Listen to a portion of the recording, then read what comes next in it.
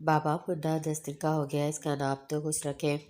رومان کے احساس دلانے پہ ارتضیٰ کو بھی ہوش آیا تھا۔ حیا تو ویسے ہی اس سے لاتعلق تھی، وہ صرف ارتضیٰ کی ذمہ داری تھی۔ ہاں، مجھے تو خیال ہی نہیں رہا اس نام سبحان رکھ دیتے ہیں۔ رومان اور سبحان مطلب بھی بہت اچھا ہے اس کا، اللہ کی پاکی اور حمد و ثنا کرنا۔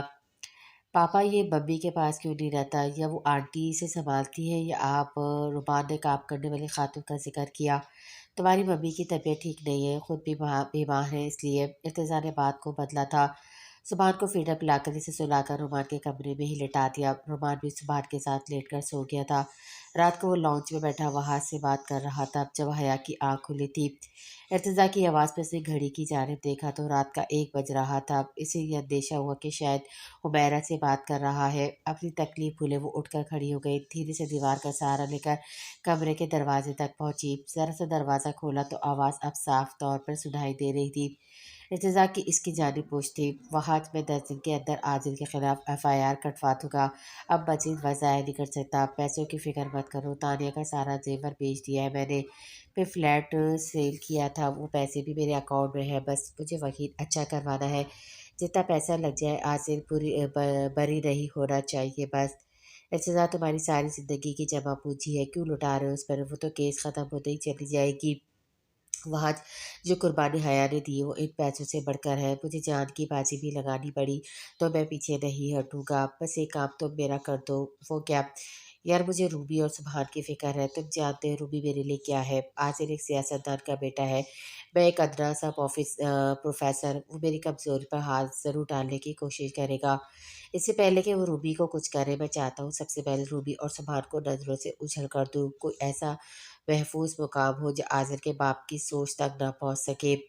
تم میرے گھر پر چھوڑ دونوں کو، مریم خیال رکھ لے گی۔ نہیں واج، تم فوراً سے پکڑ میں آؤ گے، تم نہیں، کوئی ایسا جہاں تک ان کی رسائی نہ ہو سکے تاکہ میں کمزور نہ پڑ جاؤں۔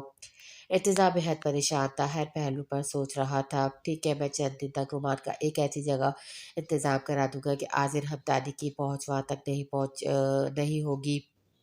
بس ایک بار سب کچھ سیٹل ہو جائے تو اس شخص کو میں اٹھنے نہیں دوں گا، انشاءاللہ ایسا ہی ہوگا۔ اوکے، اللہ حافظ۔ فون بند کر کے ارتضیٰ نے پلٹ کر رومان کے کمرے میں جانے لگا، لیکن اس کے پیچھے ہی حیا کھڑی تھی۔ تم یہاں کیا کر رہی ہو؟ کس نے کہا تھا تمہیں بیڈ سے نیچے اترنے کو؟ تمہاری طبیعت ٹھیک نہیں ہے، آرام کرو تم۔ ارتضیٰ نے اسے بازو سے پکڑا۔ چھوڑے مجھے، حیا نے جھنجھلا کر اپنا ہاتھ چھڑوانا چاہا۔ مجھے کوئی کیس نہیں لڑنا، وہ چلا کر بولی۔ حیا کیا بچپن ہے، اب منزل کے قریب پہنچ کر تم یہ کر رہی ہو؟ میں نے سوچا ہی نہیں تھا کہ کیس کرنے کی وجہ سے روبی خطرے میں آ سکتا ہے، نہیں میں نہیں لڑوں گی۔ وہ نفی میں سر ہلانے لگی۔ حیا، رومان کا انتظام میں کر رہا ہوں، ارتضیٰ نے اسے رسانیت سے سمجھانا چاہا۔ میری خاطر کیوں کر رہے ہیں آپ یہ سب؟ اپنی دل عزیز بیوی کا زیور تک بیچ دیا آپ نے، کتنی یادیں جڑی تھی آپ کی ان سب چیزوں سے۔ بیچاری گروی رکھوایا، بعد میں پیسے دے کر واپس لے لوں گا، یادوں کا کیا ہے، زیور کے بنا بھی وہ میری یادوں میں شامل ہے، چیزیں پر شرط نہیں ہوتی کسی کو یاد رکھنے کے لیے، پھر بھی میرے لیے کیوں؟ تمہارے لیے نہیں، اپنے لیے، مجھے بھی میری کھوئی عزت واپس چاہیے۔ جھوٹ بول رہے ہیں آپ، مرد کو زیادہ فرق نہیں پڑتا، عزت دار مرد کو فرق پڑتا ہے۔ چلو اب جا کر آرام کرو، اپنی صحت کا خیال رکھو، بہت جلد ہمیں عاذر کو اس کے کیے کی سزا دلوانی ہے۔ ارتضیٰ اسے واپس کمرے میں لے گیا۔ چند دن تک رومان اور سبحان کو واس نے اپنے رشتے دار کے گھر بھجوا دیا تھا۔ سبحان کا بلڈ سیمپل وہ لے چکے تھے، ویڈیو ارتضیٰ کے پاس موجود تھی جس میں عاصم نے اپنے جرم کا اقرار کیا تھا۔ FIR کٹوانے سے پہلے ارتضیٰ اس اخباری رپورٹر کے پاس پہنچ گیا تھا، اسے کیبن میں اس کے سامنے جا کر بیٹھ گیا۔ اس لڑکے نے اپنا چشمہ ٹھیک کر کے ارتضیٰ کو دیکھا، لیکن بات خاصی پرانی ہو چکی تھی اس لیے پہچان نہیں پایا۔ جی فرمائیے، کون ہے آپ؟ ایک دھماکے دار خبر، ارتضیٰ نے مسکرا کر کہا۔ کیا مطلب، کیسی خبر؟ وہ نافہمی سا ہو کر بولا۔ ایک ریپ کیس کی، بہت شہرت ملے گی تمہیں، نامور صحافی بن جاؤ گے، اس بات کی گارنٹی میں دیتا ہوں تمہیں۔ ارتضیٰ کی بات پر وہ ہنسنے لگا تھا۔ ایسا کون سا ریپ کیس ہے کہ میں مشہور ہو جاؤں گا؟ ایسے کیس ڈیلی بیس پر کئی سو کی تعداد میں ہمیں موصول ہوتے ہیں۔ عاذر ہمدانی کا نام سنا ہے؟ ارتضیٰ کے منہ سے یہ نام سن کر اس لڑکے نے اپنا چشمہ دوبارہ ٹھیک کیا تھا۔ وہ ٹھیک لگائے بیٹھا تھا، لیکن یہ نام سن کر سیدھا ہو کر بیٹھ گیا تھا۔ مطلب میں سمجھا نہیں۔ وہ یکدم گھبرا گیا تھا۔ نہیں سنا حیرت ہے یار، اتنے بڑے باپ کا بیٹا ہے، تم صحافی ہو کر جان ہو، دلاور ہمدانی کا اکلوتا بیٹا آذر ہمدانی۔ آپ کھل کر بات کریں۔ وہ لڑکا خود پر با اعتماد ظاہر کرنے کی کوشش کر رہا تھا لیکن ناکام ہو رہا تھا۔ آج سے 10 ماہ پہلے اسکول کے کالج میں ایک واقعہ پیش آیا تھا، یاد ہوگا تمہیں، بڑی شہرت ملی تھی تمہیں اس میں۔ واقعہ کچھ یوں تھا کہ ایک مشہور انڈسٹری سلمان کی اکلوتی بیٹی کا ریپ ہوا تھا۔ تم نے عین موقع پہ پہنچ کر اپنے کیمرے کی مہارت دکھائی تھی، کیا فلم بنائی گئی تھی تم نے، واہ! لگ رہا تھا کہ حقیقت کو کھول کر بیان کر دیا ہو، ارتضیٰ نے داد دینے والے انداز سے کہا۔ وہ تو ایک پروفیسر نے ریپ کیا تھا، اس لڑکی نے اسی وقت ان سے نکاح کر کے کیس وہی ختم کروا دیا تھا۔ یہ تو سارے آئینہ تھا میرے یار، جو تم نے دکھایا تھا، بس یہ آئینہ کچھ اور تھا۔ ارتضیٰ کی بات پر وہ نروس ہوا تھا۔ میں آپ کی بات نہیں سمجھا، اس کے چہرے پہ اب بدحواسی سی چھانے لگی۔ حیا کا ریپ ضرور ہوا تھا لیکن کرنے والا عادل ہمدانی تھا اور اس کے کہنے پر مجھے پھنسانے والے تو یاد آیا کچھ؟ ارتضیٰ نے اپنا چہرہ اس کے چہرے کے قریب کر کے کہا۔ وہ لڑکا کب سے اسے پہچاننے کی کوشش کر رہا تھا لیکن اب پہچان چکا تھا۔ آپ وہ پروفیسر ہے؟ میں ہی وہی پروفیسر ہوں جسے تم نے ایک جھوٹے ڈرامے کا حصہ بنا کر بدنام کر کے رکھ دیا تھا، ایک لڑکی کی عزت سے کھیل کر اسے بلیک میلنگ کے طور پر استعمال کرتے ہوئے مجھ پر الزام لگایا تھا۔ کیا ثبوت ہے آپ کے پاس؟ اس لڑکی کی زبان لڑکھڑائی۔ ثبوت ہے تو بات کر رہا ہوں، تمہاری وہ ویڈیو میرے پاس ہے جس میں تم نے عازل کے ساتھ مجھے پھنسانے کا پلان بنایا تھا، آواز کے ساتھ تمہاری تصویر بھی موجود ہے، کہو تو میڈیا میں دے دوں، عازل کے ساتھ تم بھی مشہور ہو جاؤ گے۔ یہ سن کر وہ حواس بختہ ہوا تھا۔ نہیں ایسا کچھ مت کرے، وہ تو بڑے باپ کا بیٹا ہے، بچ جائے گا، لیکن میں مفت میں مرا جاؤں گا۔ کیوں کیا تھا تم نے میرے ساتھ یہ سب؟ عرصے سے اس نے سخت لہجے سے پوچھا۔ عاصر کے کہنے پر مجھے نہیں پتا اس کی آپ کے ساتھ کیا دشمنی تھی، میں تو ایک دن کالج میں انٹرویو کے لیے آیا تھا، تقریری مقابلے کے حصے لینے والے لڑکیوں کے انٹرویو لے رہا تھا، جب پہلی بار حیا کو دیکھا تھا، ابھی باپ کی بیٹی تھی، کچھ مغرور بھی تھی، مجھ سے اپنے انٹرویو کا کہنے لگی، میں نے بات مذاق میں اڑا دی، وہ تو وہاں سے چلی گئی، لیکن دو لڑکے مجھے پکڑ کر کینٹین کے بیک سائڈ پر لے گئے، وہاں پہلی بار میری عاصر سے ملاقات ہوئی۔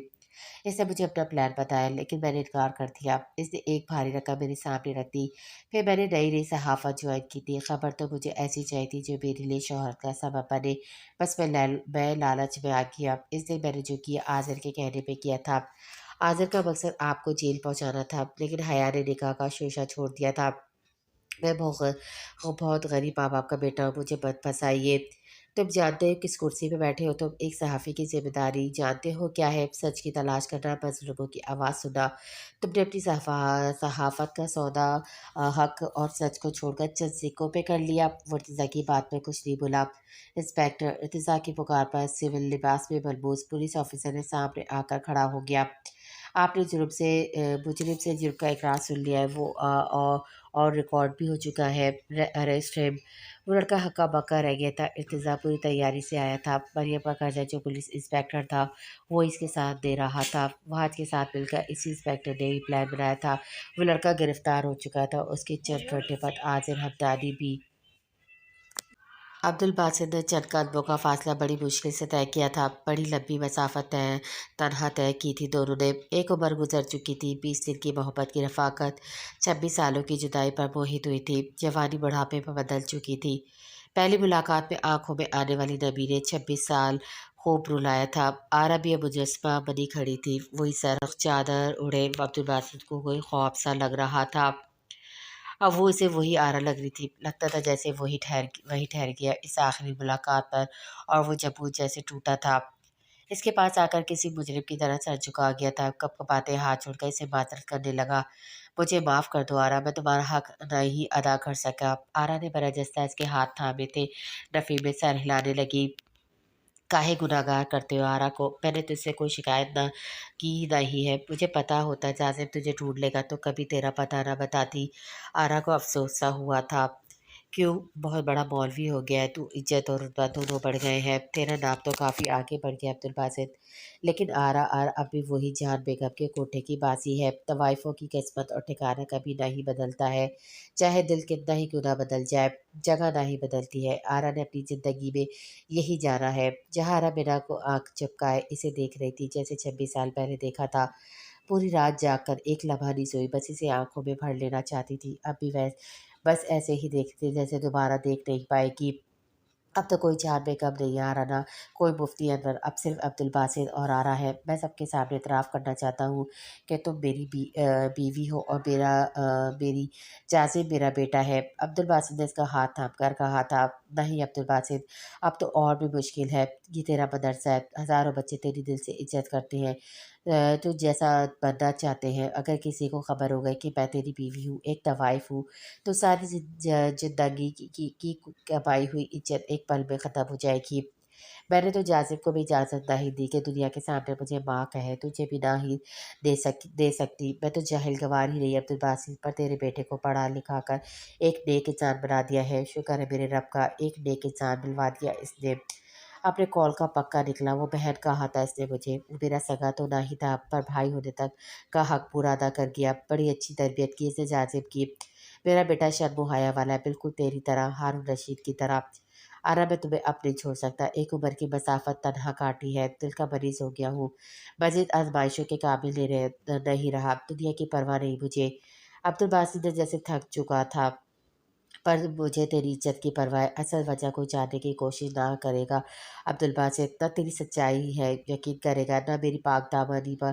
بس سب یہ سن کر کے عبدالباسط نے ایک طوائف سے شادی کی تھی، تیری دینداری کو گندی گالی دینے میں دیر نہ لگائیں گے، تجھے بدکردار کہہ کر پکاریں گے، تجھے حوث کا پجاری سمجھیں گے۔ یہ دنیا ہماری نہ ہی عبدالباسط، ہماری دنیا وہاں ہے ایک جہان میں۔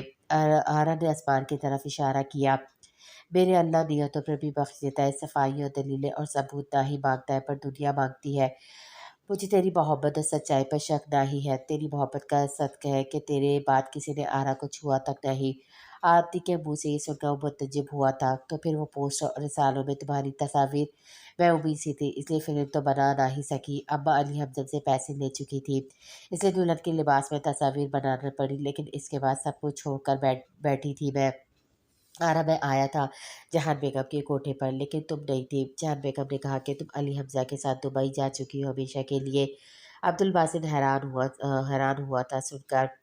جھوٹ بولا ہوگا ابا نے، ہو سکتا ہے جس وقت تو آیا اس وقت میں وہاں موجود نہ ہوں، جیسے خط میں نے تجھے لکھے تھے، فوج بھی کروایا تھا جب ڈاکٹر نے ابا کو یہ بتایا کہ ایک میں بچی کی ماں بننے والی اور وہ خوشیاں منا رہی تھی، لیکن میں تیری بیٹی کو چکلے پہ نہ ہی بٹھا سکتی تھی، اس لیے تجھے خط لے کر بھیجا تھا، اگر بیٹی ہوئی تو اسے اپنے ساتھ لے جانا۔ بہت پریشان تھی میں، پر نہ آیا تو نہ تیرے خط کا جواب، بس اس وقت اللہ تھا اور اس کا آسرا میرے پاس، اس نے میرا مان رکھ لیا عبدالباسط۔ مجھے تمہارا کوئی خط نہیں ملا ہوتا تو کیوں نہ آتا، عبدالباسط بے چین ہوا تھا۔ بس قسمت کا کھیل ہے عبدالباسط، اللہ نے اپنی قدرت دکھانی تھی کہ وہ اللہ ہے جس کو بدلنے میں قادر ہے، اور بنا عبدالباسط کے بھی وہ اس کی اولاد کو دیکھ ہاتھوں سے پرورش کروا سکتا ہے۔ جب تو غیر کے بچوں کو شرم و حیا کا درس دے کر نیک بنائے گا تو وہ رب تیرے بیٹے کو کیسے بے آسرا چھوڑ دے گا۔ شکر ہے میرا سایہ نہ ہی پڑا اس پر۔ یہ بات کہو، اگر جازم نیک ہے تو آدھی پاس کی تمہاری ہے، عبدالباسط نے ضبط سے کہا۔ عبدالباسط، آج اگر تجھ سے کچھ مانگو تو انکار تو نہ ہی کرو گے۔ بڑی آس سے وہ پھر اس نئی آزمائش مانگ رہی تھی۔ مانگ لو جو مانگنا ہے، بس جدائی مت مانگ لینا، دل اب اس قابل نہیں کہ یہ غم پھر سے سہ سکے، نہ ہی زندگی اتنی کہ انتظار کر سکے۔ عبدالباسط کی آنکھیں آنسوں سے ڈبڈبا گئی تھی، مشکل میں تو آرا بھی آ چکی تھی، آج بھی اس کی آنکھوں میں دل کی باتیں پڑھ رہا تھا، اس لیے نظریں جھکا گئی۔ مجھے میرے شوہر کی عزت دے دے، مجھے اپنی پہچان مت بناؤ، لوگ تیرے مدرسے سے دور مانگیں گے۔ ہاتھ جوڑے وہ روتے ہوئے منت کر رہی تھی، آج بھی وہی بات کی، وہی تھی جیسے 26 سال پہلے کی تھی، معاشرے کی سوچ نہیں بدلی تھی، وہی دیوار حائل تھی۔ عبدالباسط چپ ہو گیا۔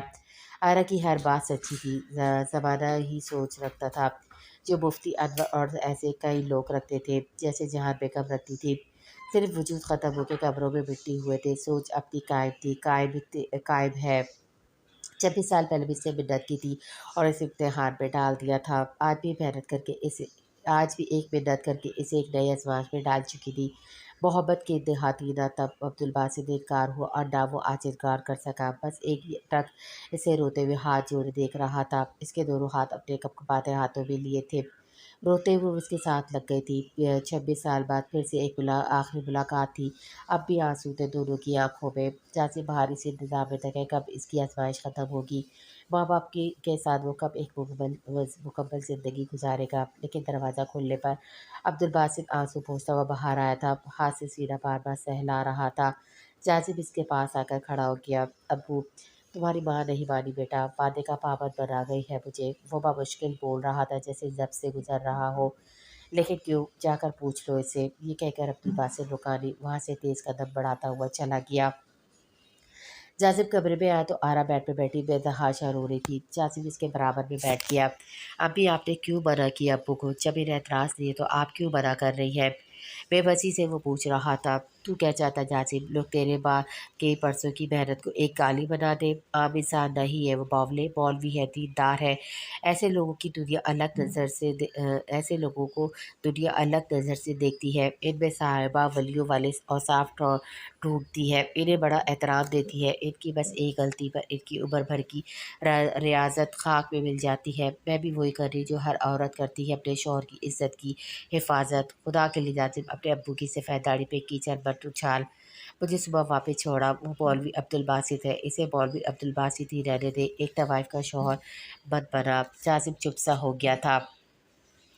جازب کے کمرے میں دو سنگل بیڈ تھے، ایک پر جازب لیٹ گیا، دوسرے پہ آرا۔ پوری رات طوفانی بارش برستی رہی، ایک لمحہ بھی نہ گرج رکی، نہ چمک، نہ ہی بارش کا زور ٹوٹا۔ اس رات کی صبح بھی عجیب تھی۔ فجر سے پہلے ایک ہلچل سی مچ گئی تھی، مدرسے میں رونے کی آوازوں میں جازب کی آنکھ کھلی تھی۔ آرا بھی ابھی ہی سوئی تھی۔ جازب جلدی سے باہر نکلا، سارے شاگردوں میں گہما گہمی کا عالم تھا، شاگرد اور استادہ سب بہت رو رہے تھے۔ عبدالغنی صبر کی تلقین کر رہا تھا، جازب کا دل جیسے بے قابو سا ہوا تھا۔ وہ تیزی سے عبدالغنی کے پاس پہنچا، عبدالغنی نے ہاتھ لگایا۔ جازب ابو انتقال کر گئے ہیں۔ جازب کو لگا جیسے سانس رک گیا ہو، دل دھڑکنا بھول گیا، وہ چھٹ سے پیچھے ہٹا تھا۔ کیوں جھوٹ بول رہے ہو مجھ سے؟ رات تک ٹھیک تھے وہ، تمہیں غلط فہمی ہوئی ہے۔ کہاں ہے وہ؟ مجھے ان کے پاس جانا ہے۔ وہ دیوانہ وار عبدالباسط کے کمرے کی طرف تھا، وہاں وہ جائے نماز پر استادہ کی گود میں سر رکھے آنکھ بند کیے لگ رہا تھا کہ سو رہے ہیں، چہرے پہ مسکراہٹ تھی، چہرہ مطمئن تھا۔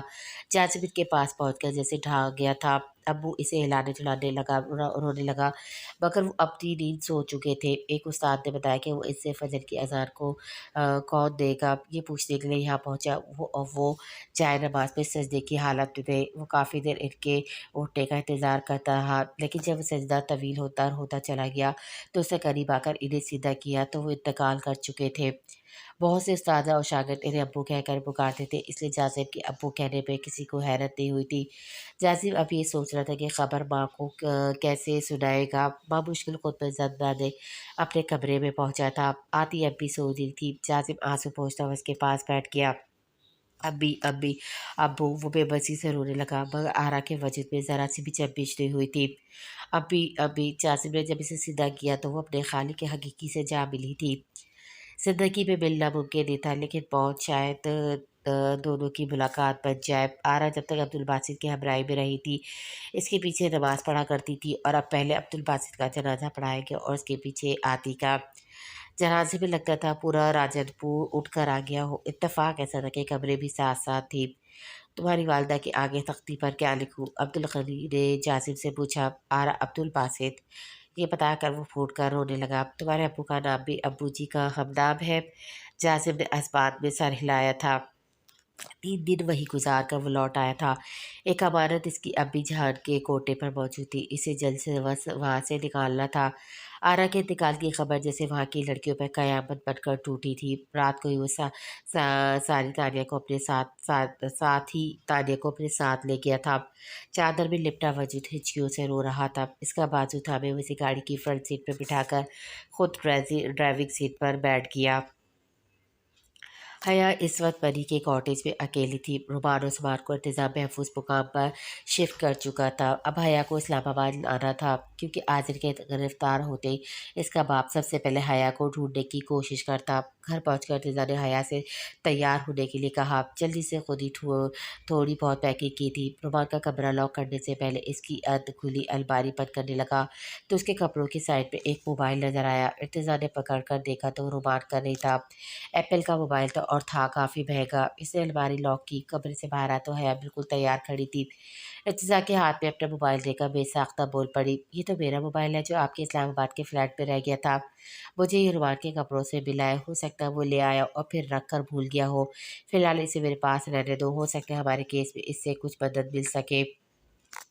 गाड़ी में पहले से वहाद और इंस्पेक्टर मौजूद थे, इसलिए हया और इर्तिज़ा पीछे की रस्तों पे बैठे थे। इर्तिज़ा, मैंने वकील से बात कर ली है, कल हया को सबसे पहले वकील से ही मिलवाना है। और हया प्लीज़ इस बार हर बात बिल्कुल सच सच बताना, तुम्हारा एक भी गलत जुमला हमें फंसा सकता है।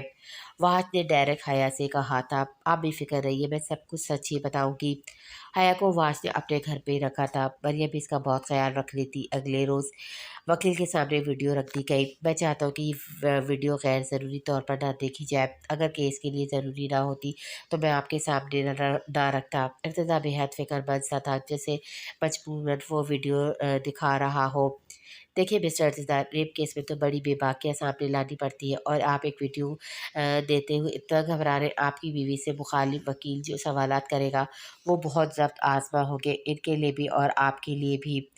वकील ने हया की तरफ देखकर कहा। हया ने शॉल दोबारा से दुरुस्त की थी। जी क्या सुनाए? वकील ने बराह रास्त हया को मुखातिब किया। हया ने गाड़ी की खराबी से लेकर कॉलेज तक का सारा वाक़या बयान किया, बस आखिर में बोल ना पाई, रोने लगी थी। वकील ने गहरा सांस भरी थी। इसके बाद वकील ने वो वीडियो देखनी शुरू की। इन 4 लोगों में एक आज़िर था और 3 इसके दोस्त व अखबारी रिपोर्टर शामिल था। हया की वीडियो आज़िर के एक दोस्त से बनाई थी, लेकिन कैमरा ऑफ करना भूल गया था क्योंकि बाकी की वीडियो आती से ठहरी बनी थी, बस आवाज़ें साफ तौर पर आ रही थी।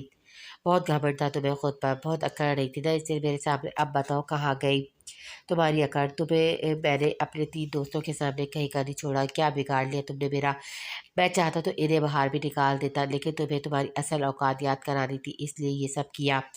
आज़िर का लहजा गुरूर और घमंड में डूबा हुआ था। तुम्हें मैं छोड़ूंगी नहीं, आगा जी को बताऊंगी, वो नहीं छोड़ेंगे तुम्हें। हया ने चिल्लाते हुए कहा। वो हंसने लगा। तुम और तुम्हारे आगा जी हो, मुझे तुम्हें तो जब चाहो अपने कमरे में बुला सकता हूँ, ऐसी दुखती रखे मेरे पास तुम्हारी ये वीडियो। बुलाओ उस लड़के को अंदर। फिर वो रिपोर्टर अंदर दाखिल हुआ। अब सुनो मेरी बात गौर से, तुम अब अपने इस सर के पास जाओगी, वो तुम्हें हॉल में मिलेंगे जहाँ ड्रामे की रिहर्सल हो रही है और रेप का इल्ज़ाम इस पर लगाओगी। बहुत शौक है इसे हाथ उठाने का। मुझ पर हाथ उठाया था ना इसने, मुझ पर, आज़िर पर, वो भी तुम्हारी वजह से। अब तुम ही इसे सज़ा दिलाओगी। अगर तुमने ज़रा सी भी बकवास करने की कोशिश की तो सारी दुनिया तुम्हारी ये वीडियो देखेगी। अब आएगा इस पर उस प्रोफेसर को मज़ा, जब मेरे गुनाह की का फांसी का बंदा इसके गले में डलेगा। तुम अपना कैमरा और डगना समझे, अच्छी तरह जानते हो ना क्या करना है तुम्हें। आजिम ने रिपोर्टर से कहा। हाँ हाँ मैं रेडी हूँ, रिपोर्टर ने जवाब दिया। अच्छा ये वीडियो इस लड़की के नंबर पर सेंड करो, ये याद रखे इसे करना क्या है। इसके साथ वीडियो बंद हुई थी। वीडियो हया के नंबर पर आ चुकी थी, जो इस लड़के ने अपनी तरफ से सिर्फ हया को ब्लैकमेल करने के लिए बनाई थी, ताकि आज़िज़ जब चाहे हया को धमका सके। लेकिन वो वीडियो ज़रूर से ज़्यादा ही बन चुकी थी। हया इस वक्त तो बुरी तरह से घबराई हुई थी, इसलिए इर्तिज़ा के पास जाते इसके साथ लगकर रोने से इसे सब कुछ बताना चाहती थी। लेकिन वो कैमरामैन वहाँ पहुँच गया था। निकाह के हंगामे के बाद जब वो रूबी के कमरे में सबसे पहले बदहवासी में वो पिक्स और वीडियो डिलीट करनी चाहिए ताकि इस वाक़ये को ही भूल जाए, लेकिन जिस कदर वो बदहवास थी वो डिलीट करने के बजाय हुमैरा को सेंड कर चुकी थी। फिर अरसल की कॉल सुनकर वो इतनी दिलबरस्ता हुई कि फ़ोन ऑफ करके रूबी के बेड के साइड टेबल के दराज में रख दिया। इस वीडियो में तो आज़िज़ साफ अपना जुर्म कबूल कर चुका है। वकील ने वीडियो देखने के बाद कहा, यही तो मैं आपसे कह रहा हूँ कि जब सारे सबूत मौजूद हैं तो मेरी बीवी से बेबाक किस्म के सवालात न किए जाए जो इसकी इज्जत नफ्स को मजरूह करे। इर्तिज़ा ने फिर से वही बात सामने रखी। चले अभी पहली पेशी तो होने दे, देखते हैं क्या होता है। वकील ने बात अपनी तरफ से मुकम्मल कर दी। ये बात मीडिया में आग की तरह फैली थी कि सलमान की बेटी हया ने आज़िर पर रेप का इल्ज़ाम लगाया है। दिलावर हमदानी की बेचैनी इस तरह भी काबिल दी थी।